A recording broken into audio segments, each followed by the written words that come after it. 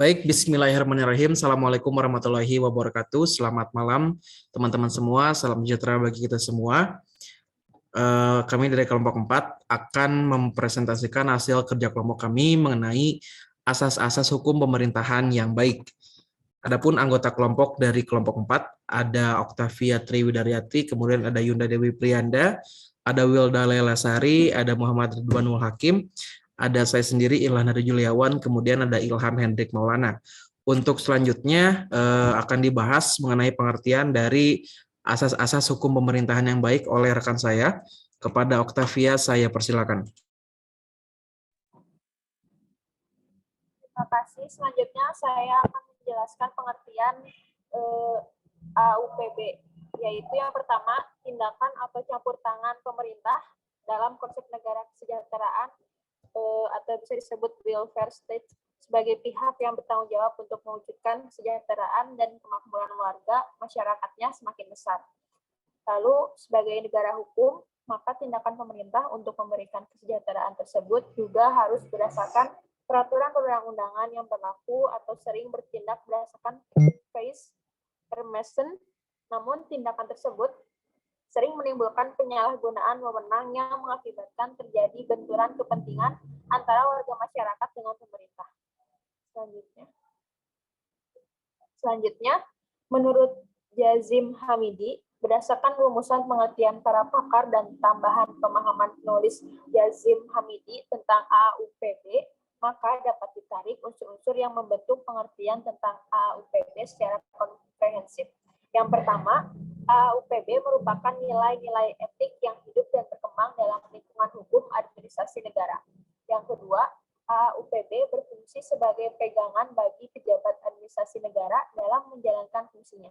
Yang ketiga, sebagian besar dari AUPB masih merupakan asas-asas yang tidak tertulis, masih abstrak, dan dapat digali dalam praktik kehidupan di masyarakat. Yang keempat, sebagian asas yang lain sudah menjadi kaidah hukum tertulis dan terpencar dalam berbagai peraturan hukum positif.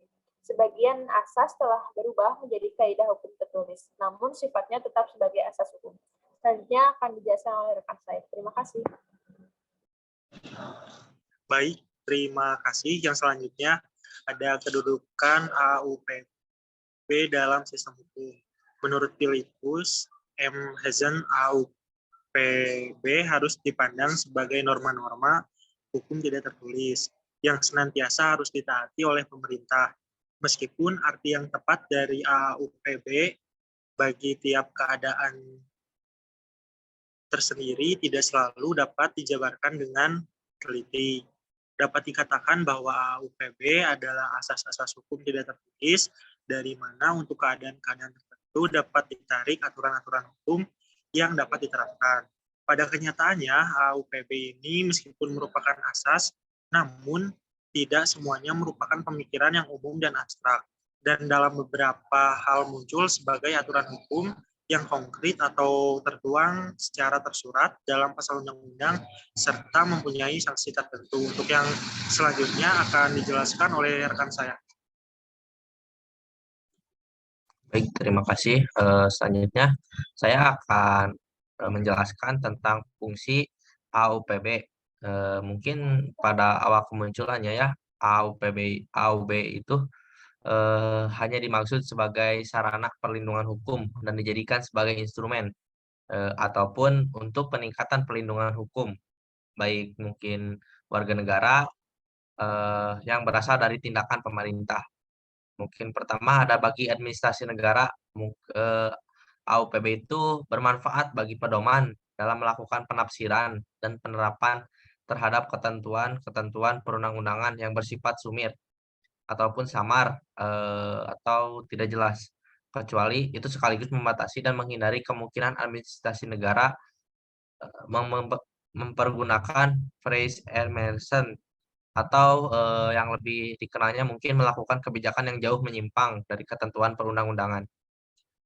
Yang kedua, bagi warga masyarakat sebagai pencari keadilan, AUPB itu lahir dan dapat digunakan sebagai dasar gugatan sebagaimana disebut dalam pasal 53 Undang-Undang Nomor 5 Tahun 1986 Selanjutnya, bagi hakim TUN dapat dipergunakan sebagai suatu alat yang menguji dan membatalkan keputusan yang dikeluarkan oleh badan atau pejabat TUN. AUPB juga berguna bagi badan legislatif dalam merancang suatu undang-undang. Baik, selanjutnya akan dijelaskan oleh rekan saya. Baik, selanjutnya ada macam-macam AUPB. Secara yuridis, Undang-Undang Administrasi Pemerintahan menyebutkan setidaknya ada 8 macam AUPB. Akan tetapi, kelompok kami akan menyebutkan 17 asas yang mengacu dari 8 asas dalam Undang-Undang Administrasi Pemerintahan dan 13 asas dari pendapat Ridwan HR dalam bukunya Hukum Administrasi Negara, yang kelompok kami sesuaikan kembali karena ada beberapa persamaan, sehingga dasar penyebutan macam-macam AUPB dalam PowerPoint kelompok kami adalah berdasarkan undang-undang dan doktrin yang meliputi diantaranya yang pertama ada asas kepastian hukum, asas kemanfaatan, asas ketidakberpihakan, asas kecermatan atau asas bertindak cermat. Kemudian yang kelima ada asas tidak menyalahgunakan kewenangan. Yang keenam ada asas keterbukaan. Yang ketujuh ada asas kepentingan umum. Yang kedelapan ada asas pelayanan yang baik. 9 ada asas keseimbangan. Ke-10 asas kesamaan dalam mengambil keputusan.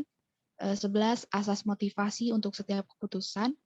Yang selanjutnya ada asas permainan yang fair atau fair play.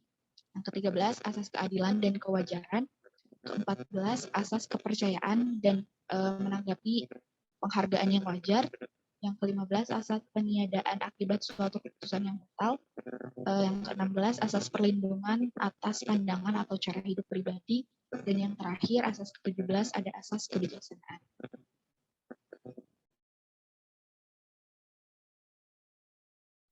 Baik, terima kasih Wilda. Lalu selanjutnya masuk kepada bagian kesimpulan.